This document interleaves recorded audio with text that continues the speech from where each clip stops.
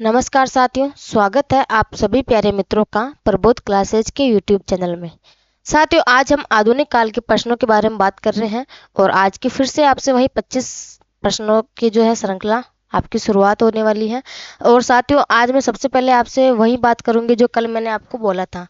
मैंने कल कुछ आप लोगों से कहा था कि मुझे फीडबैक देना कि आपको जो है ये क्लासेज कैसे लग रही है प्रश्नोत्तरी वाली, और प्रश्नों का जो है लेवल वो कैसा लग रहा है आपको। बिल्कुल पुराने प्रश्न आपको देखने को मिल रहे हैं और नए प्रश्न जो बना के आपके सामने लाई हूँ, उन प्रश्नों का लेवल आपको कैसा लग रहा है। तो आप लोगों से मैंने फीडबैक मांगा था और मुझे काफ़ी अच्छा फीडबैक मिला है कि कुछ कमेंट्स मेरे पास लोगों के आए भी हैं कि मैडम काफ़ी अच्छे प्रश्न हैं, आप रेगुलरिटी ऐसे ही रखें। तो आप लोगों का जो है फीडबैक मुझे बहुत अच्छा लगा। तो इसी फीडबैक के साथ मैं मोटिवेट हुई और आपके सामने जो है बहुत अच्छी शानदार प्रश्नोत्तरी आएगी, ठीक है। और मैंने आप लोगों से कहा था कि भाई जिनको भी अगर किसी भी टॉपिक से संबंधित प्रश्न चाहिए तो कमेंट बॉक्स के माध्यम से बता सकता है कि आराम से कि मैम अभी इस टॉपिक के भी जो आप क्वेश्चन लेके आओ, चाहे वो सेकंड ग्रेड का हो, चाहे फर्स्ट ग्रेड का हो, या फिर आप नेट का हो, किसी भी प्रकार का जो कोई भी टॉपिक हो अपने हिंदी से संबंधित, चाहे व्याकरण का प्रश्न हो, चाहे व्याकरण का टॉपिक हो, या फिर आपके जो है साहित्य से संबंधित हो, या फिर गद्य साहित्य से संबंधित टॉपिक हो, ठीक है। आप उन जो कवि है आराम से उनका नाम लिखे, या फिर जो आपका कोई निबंध है, आपकी कोई कविता है, तो उनसे संबंधित आप मुझे कमेंट कर सकते हो। आपके सामने प्रश्नोत्तरी जरूर मिल जाएगी, ठीक है। तो शुरुआत करते हैं हम आज के प्रश्नों की अपने फिर से। 501 नंबर का प्रश्न है अपना, मैथिली शरण गुप्त बांग्ला कवि मधुसूदन दत्त की रचनाओं का अनुवाद किस नाम से किया है। साथियों, प्रश्न है आपके सामने, मैथिली शरण गुप्त बांग्ला कवि, कौन से बांग्ला कवि मधुसूदन दत्त की रचनाओं का अनुवाद किस नाम से किया है। तो हम सबसे पहले क्या ऑप्शन है आपके सामने, पहला ऑप्शन है सुकवि किंकर नाम से, या फिर भुजंग भूषण भट्टाचार्य नाम से।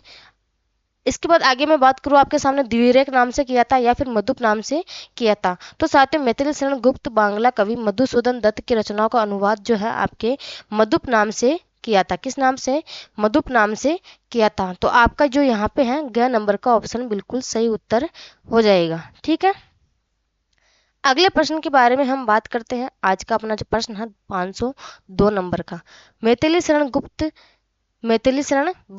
की प्रारंभिक रचनाएं किस पत्रिका में प्रकाशित होती हैं। साथियों, प्रश्न है आप लोगों के सामने कि मैथिली शरण गुप्त की प्रारंभिक रचनाएं किस पत्रिका में प्रकाशित होती थी। का ऑप्शन आपके सामने सरस्वती पत्रिका, का ऑप्शन है वेश्य परक कारक, ठीक है, वेश्योप कारक, और तीसरा ऑप्शन है अभ्युदय, और चौथा ऑप्शन है प्रजा हितैषी पत्रिका।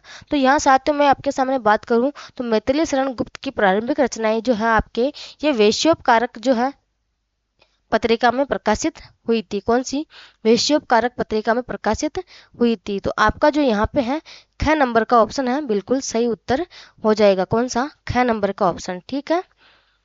इसके बाद अगले प्रश्न के बारे में हम बात करते हैं। अगला प्रश्न आपका 503 नंबर का। साथियों, कथन दिया हुआ है और आपके सामने 4 कथन दिए हुए हैं, और ये मैथिली शरण गुप्त की जो रचना है भारत भारती, इसके संबंध में कुछ जो है कथन दिए हुए हैं। आपको चारों कथन पढ़ के बताना है कि जो सत्य कथन है उसका चयन करना है, ठीक है। यहाँ हम बात करते हैं आपके सामने, पहला है आपके सामने ऑप्शन भारत भारती मैथिली शरण। सबसे पहले प्रश्न आपको अच्छे से पढ़ना है, प्रश्न में गलती नहीं होनी चाहिए कि सत्य पूछा या फिर असत्य पूछा है, ठीक है। प्रश्न है आपके सामने, मैथिली शरण गुप्त द्वारा रचित भारत भारती के संबंध में सत्य कथन का चयन कीजिए, ठीक है। अब हम ऑप्शन की तरफ बात करते हैं। पहला ऑप्शन है भारत भारती प्रबंध नहीं है क्योंकि कथा का विधान नहीं है, जब तब भी जीर्ण अर्थ में प्रबंधात्मकता मिलती है क्योंकि अतीत वर्तमान व भविष्यति खंडों की काल क्रमिकता के कारण रचना में क्रमबद्धता उपस्थित है। आचार्य शुक्ल ने सभी रचनाओं की चर्चा की किंतु प्रबंध काव्यों की सूची में भारत भारती को शामिल नहीं किया। तो ये कथन जो है आपके मैथिली शरण गुप्त की रचना है रचित भारत भारती, इसके संबंध में क्या ये कथन सत्य है। तो बिल्कुल साथियों, जो आपका ये कथन है ये बिल्कुल सत्य है, ये आपके जो है भारत भारती रचना से संबंधित है, ठीक है। दूसरे कथन के बारे में हम बात करते हैं। दूसरा कथन है इसे मुक्तक भी नहीं कह सकते क्योंकि इसका आकारगत विस्तार और अंतर्निहित संबद्धता मुक्तक के लक्षण नहीं है। तो आपका जो ये कथन है, इसे मुक्तक भी नहीं कह सकते क्योंकि इसका आकारगत विस्तार और अंतर्निहित संबद्धता मुक्तक के लक्षण नहीं है। तो क्या आपका जो ये कथन है बिल्कुल सही है। तो बिल्कुल ये भी आपकी जो रचना है भारत भारती के संबंध में बिल्कुल सही है, ठीक है। तीसरे कथन के बारे में हम बात करते हैं, रचना प्रभाव की दृष्टि से महाकाव्यात्मक है। जो रचना है भारत भारती, ये प्रभाव की दृष्टि से महाकाव्यात्मक है, किंतु संरचना की दृष्टि से मुक्तकों का समुच्चय ही है। ठीक है, ये मुक्तक एक कर्मिकता में परे हैं, एक कर्मिकता में है, पर तब भी रचना को मुक्तक के निकट मानना ही उचित है। कथन बहुत शानदार है, ये मोस्ट भी है आपके सामने। तीसरा कथन जो मोस्ट है, बिल्कुल रचना प्रभाव की दृष्टि से महाकाव्यात्मक है, किंतु संरचना की दृष्टि से मुक्तकों का समुच्चय ही है। यह मुक्तक एक कर्मिकता में है, पर तब भी रचना को मुक्तक के निकट मानना ही उचित है। तो बिल्कुल आपका जो ये कथन है, ये तीसरा कथन भी सही है। ठीक है, चौथे कथन के बारे में हम बात करते हैं, सामान्यतः इसके काव्य रूप के संबंध में उद्बोधन काव्य शब्द प्रचलित हो गया था, क्योंकि यह हाल ही के मुसद्दम ठीक है की शैली पर रचा गया है।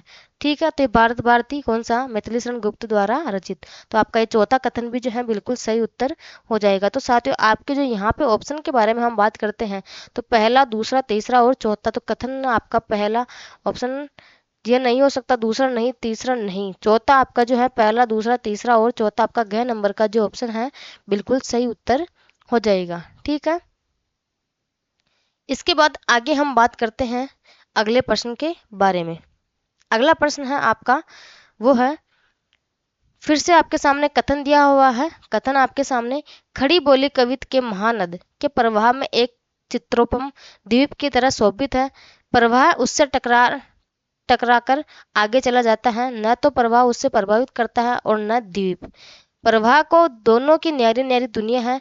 डॉक्टर बच्चन सिंह का उपयुक्त कथन किसके संबंध में है? तो साथियों, यहाँ हम बात करते हैं, वो एक बार कथन वापस फिर से दोबारा पढ़े ताकि आपको याद हो जाए। कथन आपको एक दो बार पढ़ने से, 5 बार पढ़ने से अच्छे से याद हो जाएंगे। ठीक है, ये कथन किसका और किसके संबंध में है? तो कथन है, खड़ी बोली कवित के महानद के प्रवाह में वह एक चित्रोपम द्वीप की तरह शोभित है।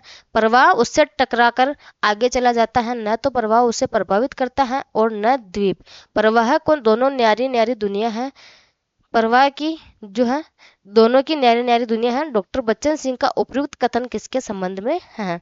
अब हम ऑप्शन के बारे में बात करते हैं। डॉक्टर जगन्नाथ दास का है, या फिर आपके सत्यनारायण कविरत्न का है, हरिओत जी का है, या फिर आपके मैथिली शरण गुप्त का है। तो साथियों, ये किसके संबंध में है? तो यहाँ हम बात करते हैं आपके जगन्नाथ दास रत्नाकर के संबंध में है। किसका? ये कथन जो है आपके बच्चन सिंह का जगन्नाथ दास रत्नाकर के संबंध में है। तो आपका यहाँ पे जो है क नंबर का ऑप्शन बिल्कुल सही उत्तर हो जाएगा। ठीक है, अगले प्रश्न के बारे में हम बात करते हैं। अगला प्रश्न है आपका, कृष्णायन 1942-43 ईस्वी, ठीक है, महाकाव्य के रचयिता हैं। आपके सामने जो है कृष्णायन 1942-43 ईस्वी इसका प्रकाशन माना गया है। महाकाव्य के रचयिता कौन है? तो आपके सामने पहला ऑप्शन है बलदेव प्रसाद मिश्र, दूसरा ऑप्शन है द्वारका प्रसाद मिश्र, तीसरा ऑप्शन है उदय शंकर भट्ट और चौथा ऑप्शन है अनूप शर्मा। तो साथियों, यहाँ मैं बात करूँ आपके सामने, तो महाकाव्य के रचयिता कौन है? तो आपके द्वारका प्रसाद मिश्र जो है कृष्णायन, जिसका प्रकाशन कब है? 1942-43 ईस्वी में, जिसके रचयिता कौन? आपके द्वारका प्रसाद मिश्र। तो आपका जो यहाँ पे है ख नंबर का ऑप्शन बिल्कुल सही उत्तर हो जाएगा। ठीक है, अगले प्रश्न के बारे में बात करती हूँ। प्रश्न संख्या है 506, रामचरित उपाध्याय द्वारा रचित प्रबंध काव्य कौन सा है? आपके सामने प्रश्न है, रामचरित उपाध्याय द्वारा रचित प्रबंध काव्य कौन सा है? तो यहाँ में हम बात करते हैं साथियों, सबसे पहले देवसभा, दूसरा ऑप्शन है देवदूत, तीसरा ऑप्शन आपके सामने देवी द्रौपदी और चौथा ऑप्शन है रामचरित चिंतामणि। तो साथियों, रामचरित उपाध्याय द्वारा रचित प्रबंध काव्य आपके रामचरित चिंतामणि है। कौन सा? रामचरित चिंतामणि। तो आपका यहाँ पे जो है ग नंबर का ऑप्शन बिल्कुल सही उत्तर हो जाएगा। ठीक है, बात करते हैं हम अगले प्रश्न के बारे में।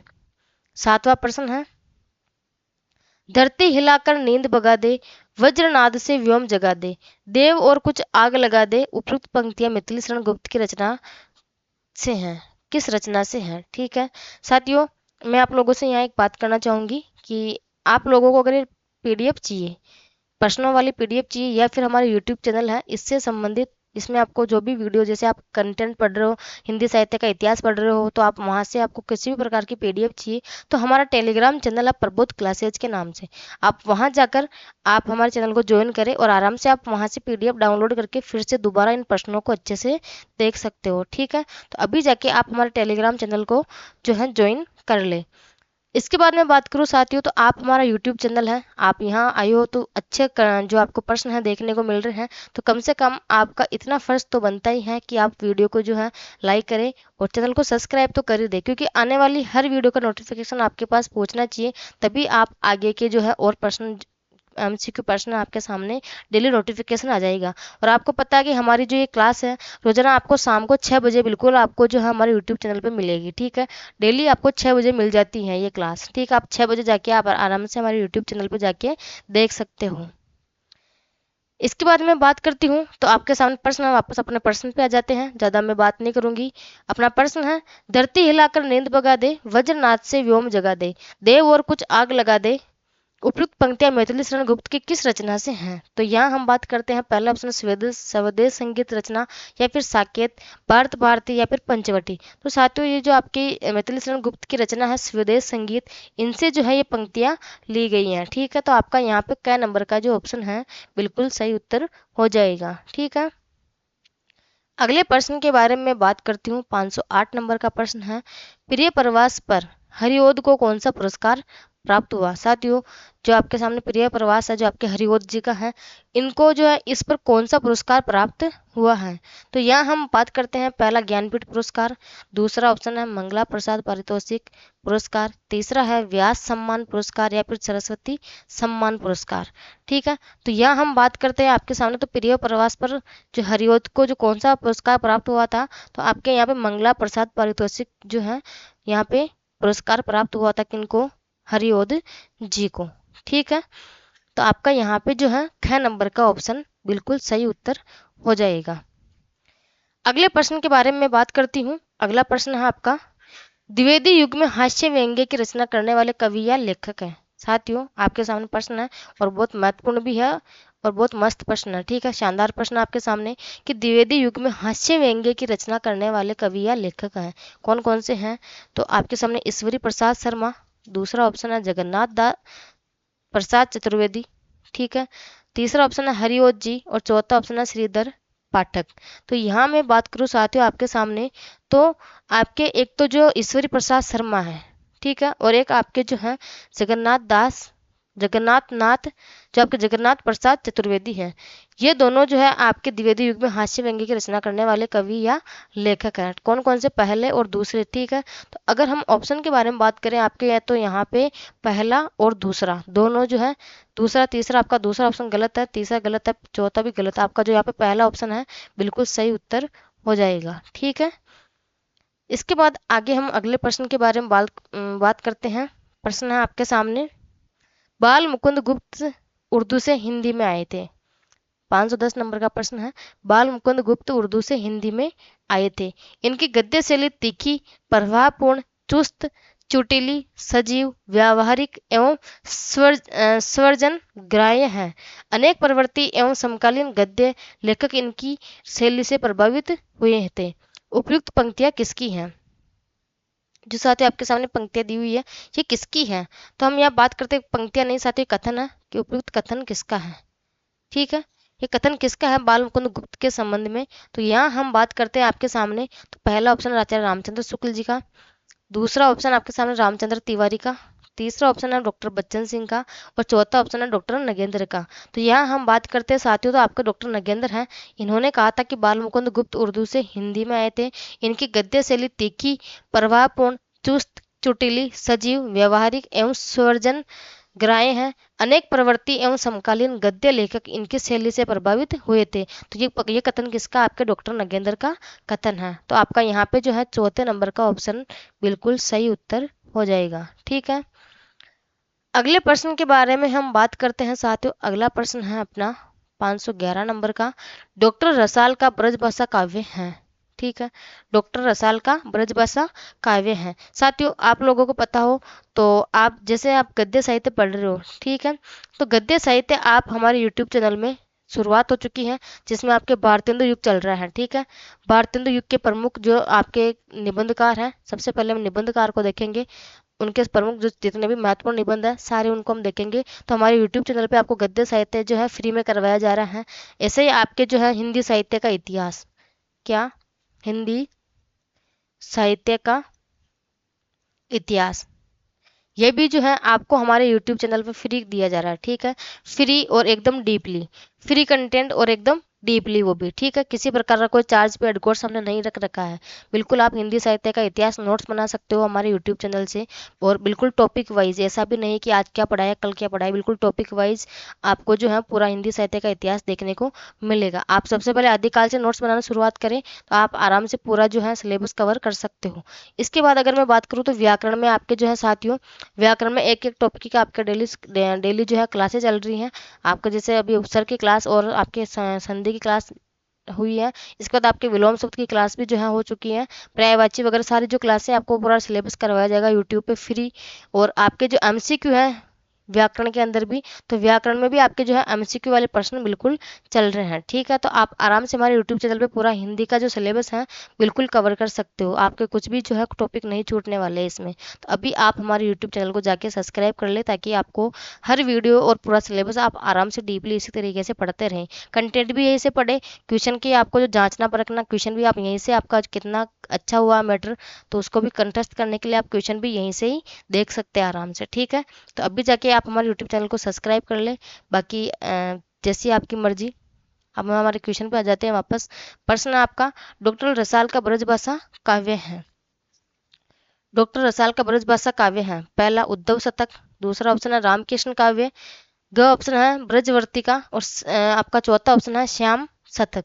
तो साथियों यहाँ मैं बात करती हूँ आपका, तो डॉक्टर रसाल का ब्रजभाषा काव्य कौन सा है आपका, तो ये हो जाएगा उद्धव शतक। कौन सा, उद्धव शतक जो है डॉक्टर रसाल का ब्रजभाषा काव्य है। ठीक है, तो आपका यहाँ पे जो है क्या नंबर का ऑप्शन बिल्कुल सही उत्तर हो जाएगा।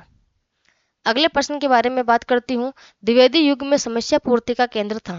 साथियों द्विवेदी युग में जो है समस्या पूर्ति का केंद्र था कानपुर, लखनऊ या फिर वाराणसी या फिर इलाहाबाद। तो यहाँ मैं बात करूँ साथियों, तो द्विवेदी युग में समस्या पूर्ति का केंद्र कौन सा था, तो वो था आपके कानपुर। कौन सा, कानपुर था जो समस्या पूर्ति का केंद्र था।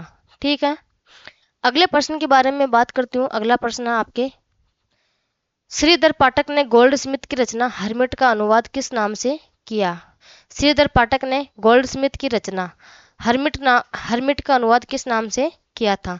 तो यहाँ मैं बात करूँ आपके सामने, पहला ऑप्शन है एकांतवासी योगी, ख ऑप्शन है उजड़ ग्राम, ग ऑप्शन है श्रांत पथिक, और ग ऑप्शन है गडरिये और दार्शनिक। तो यहाँ हम बात करते हैं साथियों, श्रीधर पाठक ने गोल्ड स्मिथ की रचना हर्मिट का अनुवाद किस नाम से किया था, तो वो आपके एकांतवासी योगी नाम से किया था। तो आपका यहाँ पे जो है क्या नंबर का ऑप्शन बिल्कुल सही उत्तर हो जाएगा। ठीक है, अगले प्रश्न के बारे में बात करती हूँ। महावीर प्रसाद द्विवेदी की कौन सी रचना मैथिली शरण गुप्त की 28 चित्र प्रधान कविताओं का संकलन है। महावीर प्रसाद द्विवेदी की कौन सी रचना मैथिली शरण गुप्त की 28 चित्र प्रधान कविताओं का संकलन है। तो यहाँ हम बात करते हैं आपके, तो कौटिल्य कुठार, दूसरा ऑप्शन है कविता कलाप, तीसरा ऑप्शन है कवि और कविता, चौथा ऑप्शन है आपके सामने कवि कर्तव्य। तो यहाँ हम बात करें साथियों आपके जो कविता कलाप जो है आपके, कविता कलाप जो है आपके यहाँ पे महावीर प्रसाद द्विवेदी की रचना मैथिली शरण गुप्त की 28 चित्र प्रधान कविताओं का संकलन किसमें है, कविता कलाप में। तो आपका जो ख नंबर का ऑप्शन है बिल्कुल सही उत्तर हो जाएगा। ठीक है, अगले प्रश्न के बारे में हम बात करते हैं। निम्नलिखित उपनामों को उनके लेखकों से सुमेलित कीजिए। ठीक है, सूची एक में आपको जो है उपनाम दिए हुए हैं, और सूची दो में आपको जो है लेखक के या कवियों के नाम दिए हुए हैं। ठीक है, अब हम बात करते हैं साथियों जक्की। जक्की उपनाम से जो है किनको पुकारा जाता है आपके जक्की उपनाम से, तो वो आपके जगन्नाथ दास रत्नाकर है, इनको जक्की नाम से पुकारा जाता है। किनको, जगन्नाथ दास रत्नाकर को। तो पहला से आपका जो है पहला चौथे नंबर का से मिलान किया जाएगा। ठीक है, ब्रज कोकिल नाम से साथियों किसको पुकारा जाता है उपनाम, ब्रज कोकिल उपनाम से, तो आपके यहाँ मैं बात करूँ सत्यनारायण कविरत्न।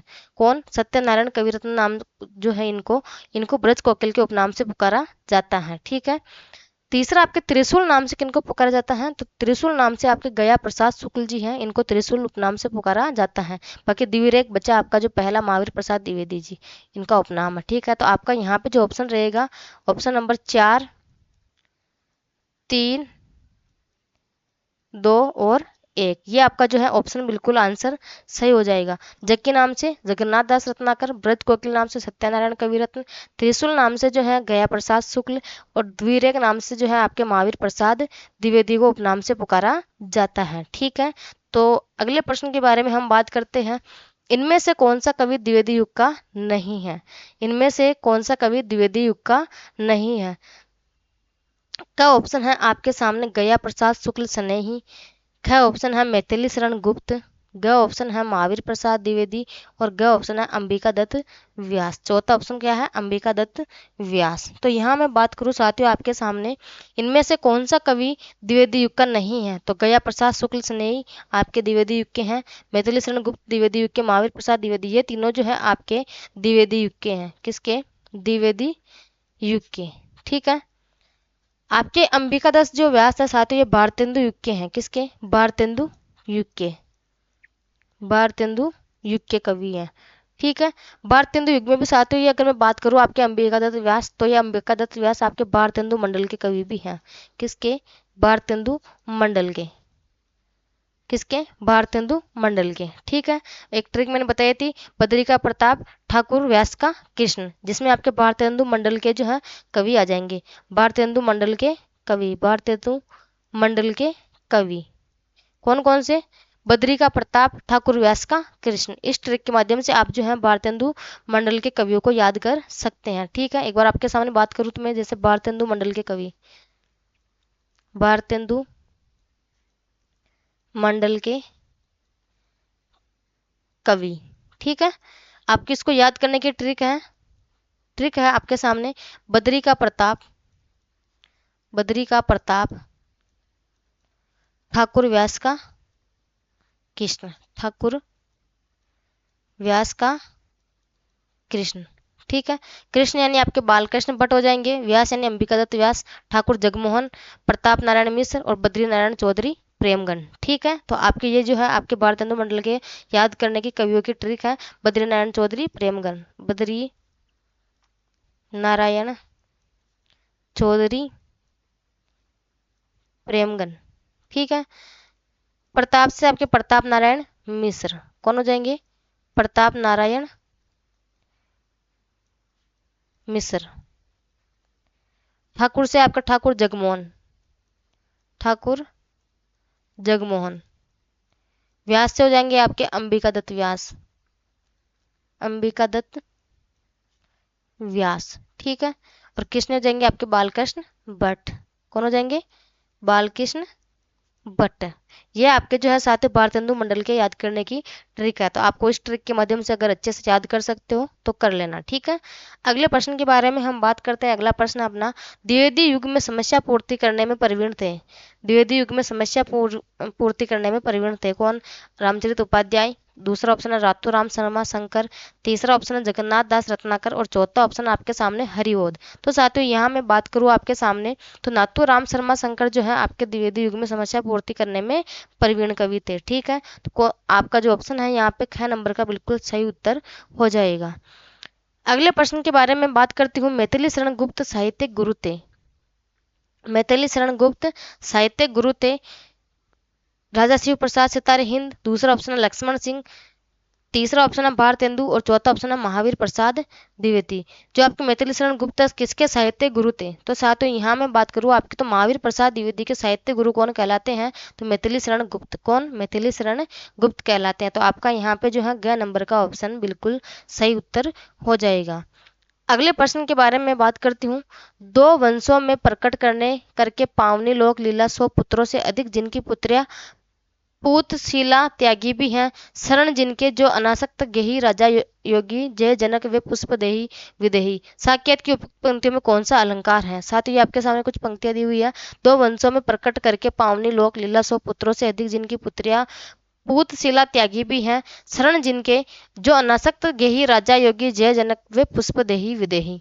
जो आपके यहाँ पे हैं साकेत की उपयुक्त पंक्तियों में कौन सा अलंकार है? तो साथियों अगर आप यहाँ बात करो अलंकार के बारे में, तो आपको पता है यहाँ पे जो है आपके एक तो अनासक्त गेही, ये हो गया आपके राजा योगी और आपके जो और आगे मैं बात करती हूँ आपके, तो यहाँ पे पुष्पदेही, विदेही, इनमें आपका जो अलंकार है वो विरोधाभास अलंकार है। कौन सा? विरोधाभास अलंकार है। आपके एक मिनट इस पंक्ति को जो है, एक बार ऐसे पंक्तियां हैं, इसको सही से एक बार सेट कर देती हूँ पंक्तियों को। ये आपकी पंक्तियां इस प्रकार है, ठीक है, ये ऐसे, ठीक है। अब आपको ये पंक्ति अच्छे से समझ में आ रही होगी।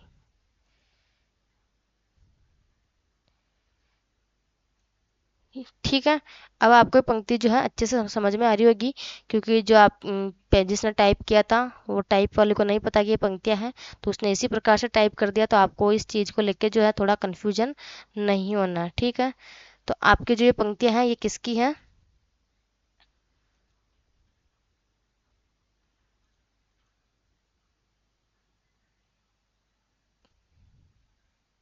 इसमें कौन सा अलंकार है? विरोधाभास अलंकार। अब ठीक है पंक्ति, ठीक है, सबको दिख रहा होगा। ये थोड़ा सा बड़ा कर देता हूँ, सबको दिख रहा होगा। तो इसमें कौन सा अलंकार हो जाएगा? आपके विरोधाभास अलंकार, क्योंकि आपके सामने, आपको पता, सब सामने यूं ही दिख रहे हैं, देख के पता लग रहा है। अनासक्त, गेयी, राजा, योगी, आपके पुष्प, देही, विदेही, इन सब में कौन सा अलंकार है आपके? तो विरोधाभास अलंकार हो जाएगा, ठीक है। तो आपका यहाँ पे जो है क नंबर का ऑप्शन बिल्कुल सही उत्तर हो जाएगा। अगले प्रश्न के बारे में हम बात करते हैं। प्रेम शतक के रचनाकार हैं, साथ ही आपके सामने जो है प्रेम शतक के रचनाकार हैं कौन? वियोगी हरि, हरि प्रसाद द्विवेदी, सत्यनारायण कविरत्न, भारतेंदु और हरिओद। तो साथियों प्रेम शतक के रचनाकार कौन है? तो अगर यहाँ मैं बात करूँ आपके प्रेम शतक के रचनाकार, तो वियोगी हरि जो है आपके प्रेम शतक के रचनाकार हो जाएंगे। किसके? प्रेम शतक रचना के रचनाकार, ठीक है। तो आपका यहाँ पे जो है क नंबर का ऑप्शन बिल्कुल सही उत्तर हो जाएगा। अगले प्रश्न के बारे में हम बात करते हैं। अगला प्रश्न है आपका 521 नंबर का। कवियों की उर्मिला विषयक उदासीनता लेख महावीर प्रसाद द्विवेदी के किस नाम से लिखा गया? कवियों की उर्मिला विषयक उदासीनता लेख महावीर प्रसाद द्विवेदी के किस नाम से लिखा गया? तो पहला ऑप्शन आपके सामने सुकवि किंकर, दूसरा है भुजंग भूषण भट्टाचार्य, तीसरा ऑप्शन है परमेश्वर शर्मा और चौथा ऑप्शन है श्रीकंठ पाठक। तो साथियों कवियों की उर्मिला विषयक उदासीनता लेख महावीर प्रसाद द्विवेदी के भुजंग भूषण भट्टाचार्य नाम से लिखा गया था। तो आपका जो यहाँ पे है ख नंबर का ऑप्शन बिल्कुल सही उत्तर हो जाएगा, ठीक है। अगले प्रश्न के बारे में हम बात करते हैं। निरंकुशता निर्दर्शन निदर्शन शीर्षक से लेखमाला भारत मित्र कोलकाता जगन्नाथ दास रत्नाकर चतुर्वेदी ने किस नाम से लिखा था? निरंकुशता निदर्शन जो है आपके शीर्षक से लेखमाला जगन्नाथ दास रत्नाकर ने किस नाम से लिखा था? तो आपका यहाँ पे ऑप्शन मन साराई, दूसरा है कल्लू अल्लहित, आत्माराम या फिर चौथा ऑप्शन है द्विरेख। तो यहाँ हम बात करते हैं साथियों, आपके इस प्रश्न का उत्तर आपके मन साराय जो है इस नाम से इन्होंने जो है लिखा था। किसने? निरंकुशता निदर्शन शीर्षक से लेखमाला जगन्नाथ दास चतुर्वेदी ने आपके मन साराय नाम से लिखा था, ठीक है। तो आपका यहाँ पे जो है क नंबर का ऑप्शन बिल्कुल सही उत्तर हो जाएगा। अगले प्रश्न के बारे में हम बात करते हैं। अगला प्रश्न आपके वो है महावीर प्रसाद द्विवेदी के उपरांत लगभग आज़ादी तक लंबे समय तक सरस्वती का संपादन किया। महावीर प्रसाद द्विवेदी के उपरांत लगभग आज़ादी तक लंबे समय तक सरस्वती का संपादन किया। किसने किया था? श्याम सुंदर दास ने या फिर कार्तिक प्रसाद खत्री ने, राधा कृष्ण दास ने या फिर देवीदत्त शुक्ल ने।